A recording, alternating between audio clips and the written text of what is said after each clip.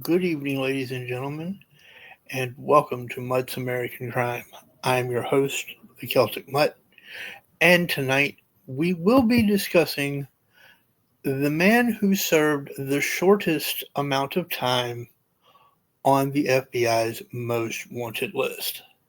His name, Billie Austin Bryant. His amount of time on the list, 2 hours. He was the former number 295th fugitive to be on the list.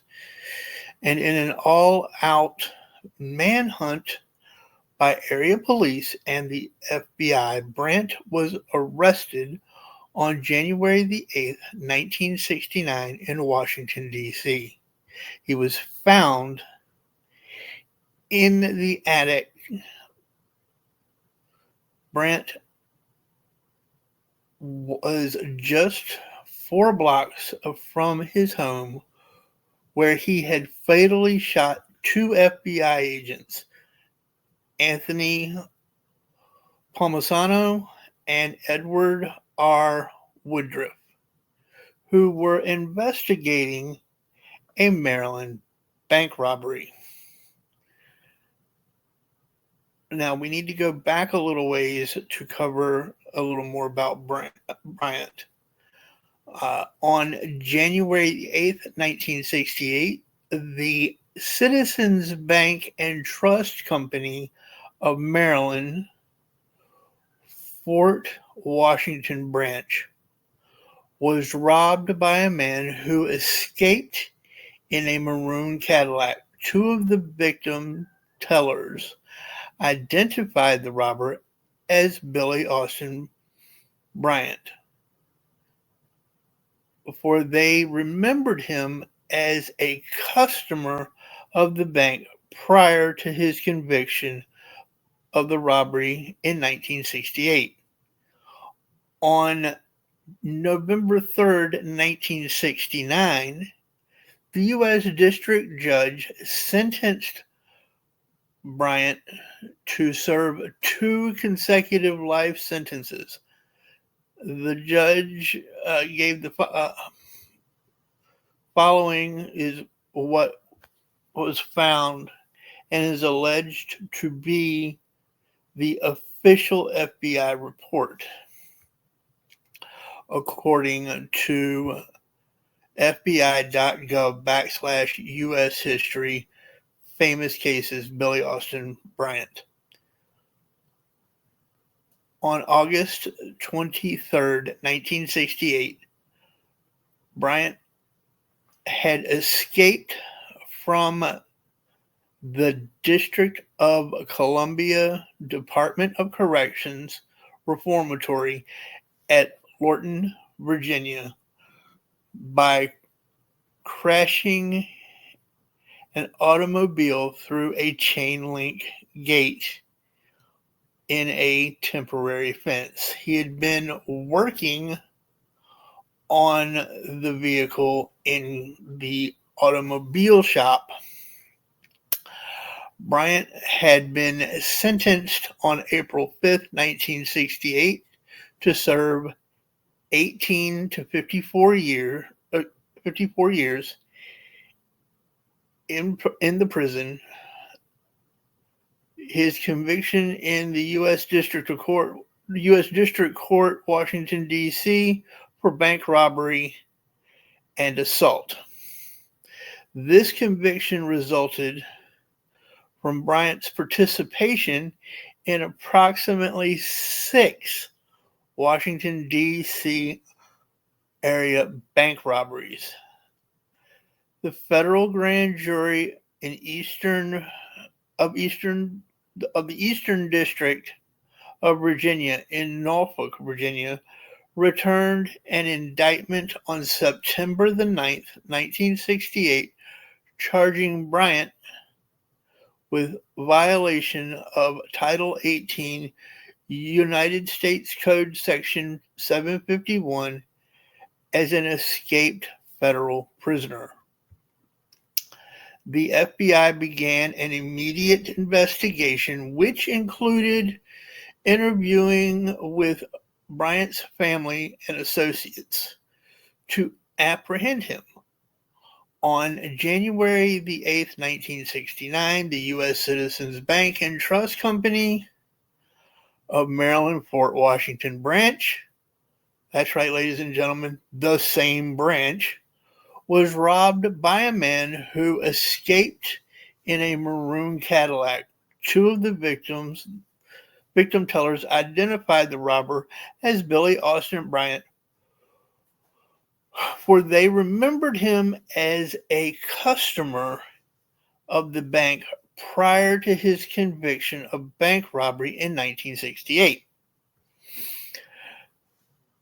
You would think he would have been smart enough to know to go to a different bank, but I guess not.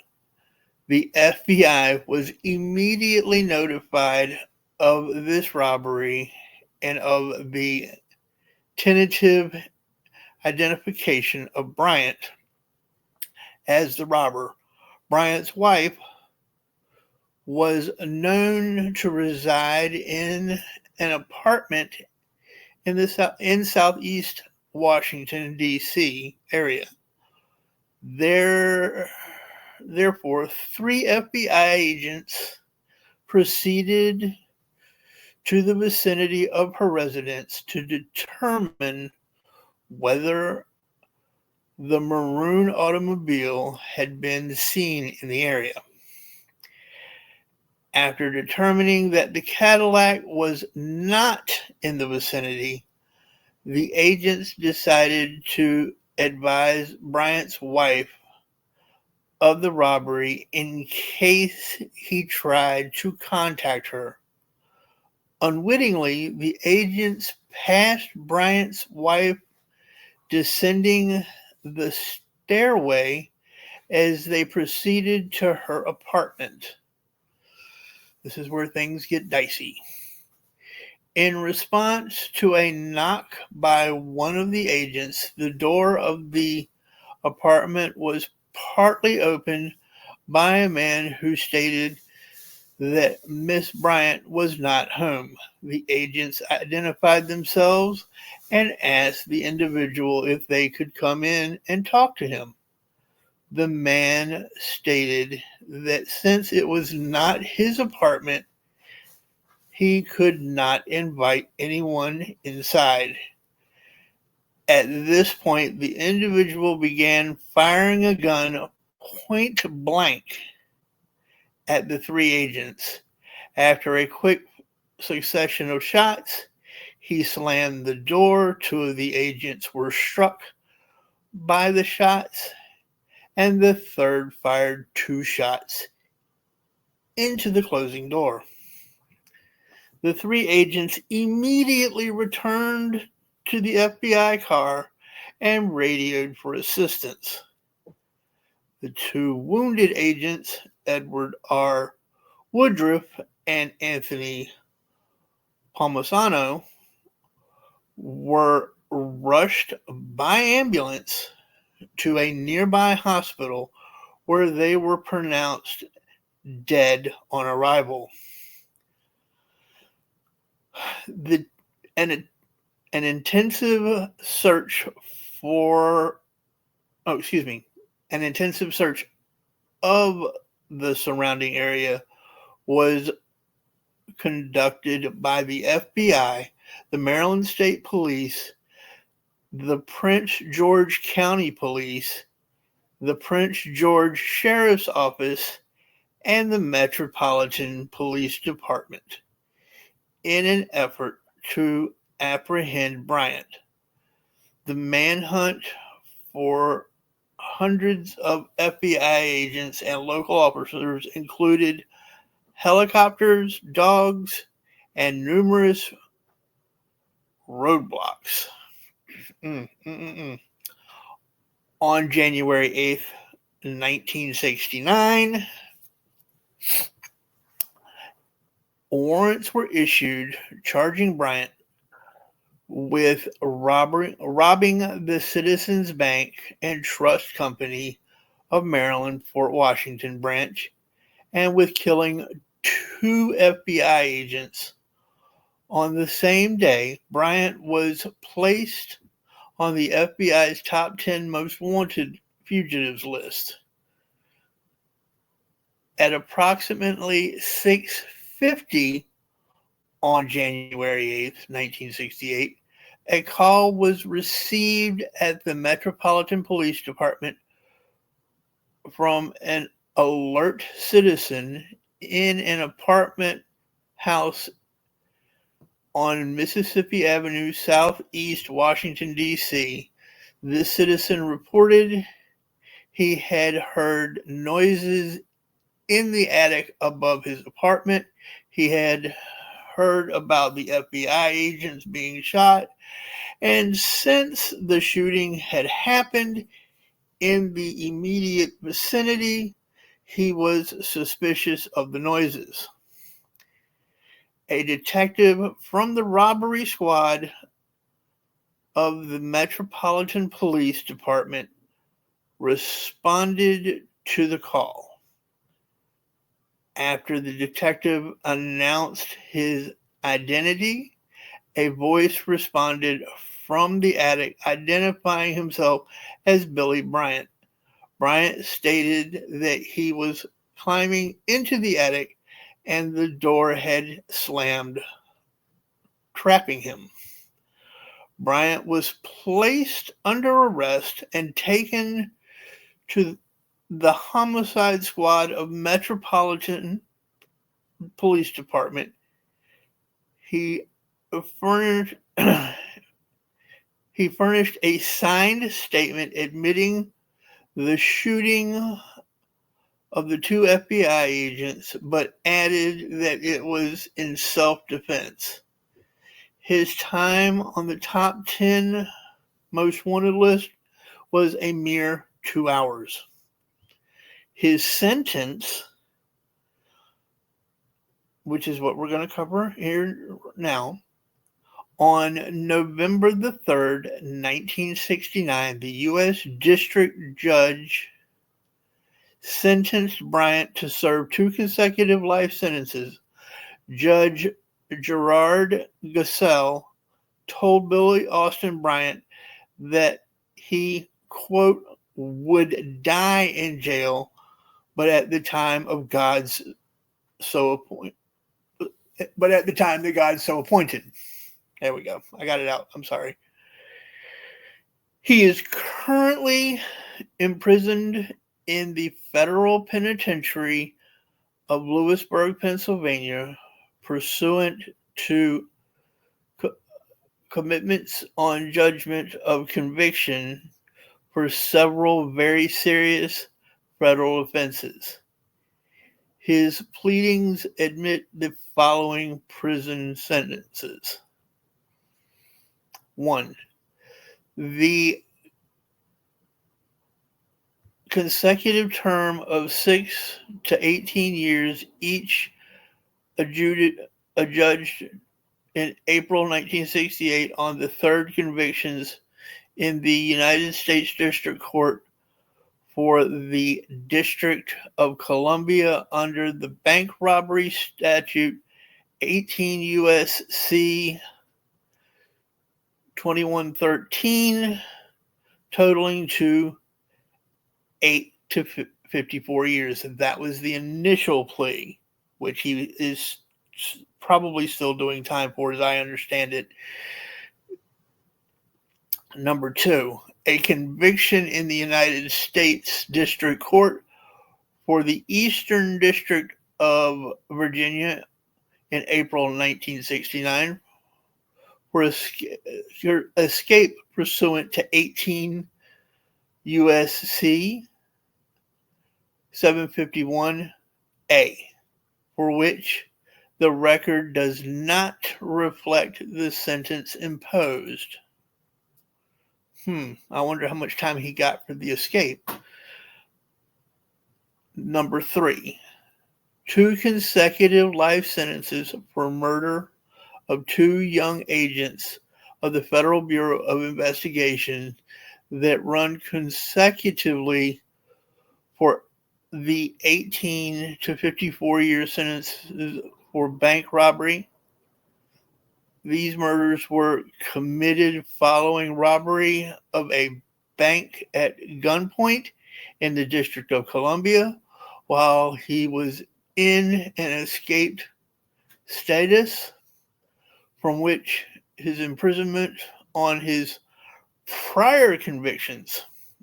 His conviction in the United States District Court for the District of Columbia on 2 counts of first-degree murder charged violations of DC Code 22-2401 at that time in 1969. The federal court in the District of Columbia had jurisdiction to try felons in violation of the DC Code. The punishment in the District of Columbia of murder in the first degree at the time of the crimes were committed was death by electrocution unless the jury by unanimous vote recommended life imprisonment, but if the jury was unable to agree as to the punishment, then the court had jurisdiction to impose and shall impose either a sentence of death by electrocution or life imprisonment, which is the case. The jury, as I understand it, was unable to come to a decision, so the decision then fell to the judge, and he imposed 2 consecutive life sentences. The jury, as I said just a moment ago, was unable to agree on a sentence of death or life imprisonment, and accordingly, it was necessary for the court to sentence Bryant on November 3rd, 1969. In his allocation at sentencing, Bryant stated, "I can't say I'm sorry for what happened to these men," meaning the FBI agents. "I am really not interested in what the sentence is, one way or the other." Talk about your callous, uncaring individual. It seemed as if he had no remorse whatsoever. I'm surprised, quite honestly, that the judge did not sentence Mr. Bryant to the electric chair, especially after hearing that statement. It would have served him well to have been electrocuted, in my opinion, with that kind of callous, uncaring, psychopathic demeanor. I know that some of you would probably disagree with me, and that's okay. We can agree to disagree on this. I just found it highly, highly unusual that he only got away with 2 consecutive life sentences. I mean, the man, as I just stated, was an escaped felon, committed another robbery on top of the 6 original, and committed 2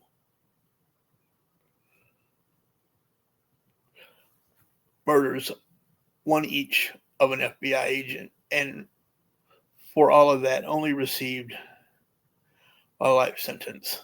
That to me is just mind-blowing, that the taxpayers are now stuck paying for a man who obviously didn't care whether he lived or died.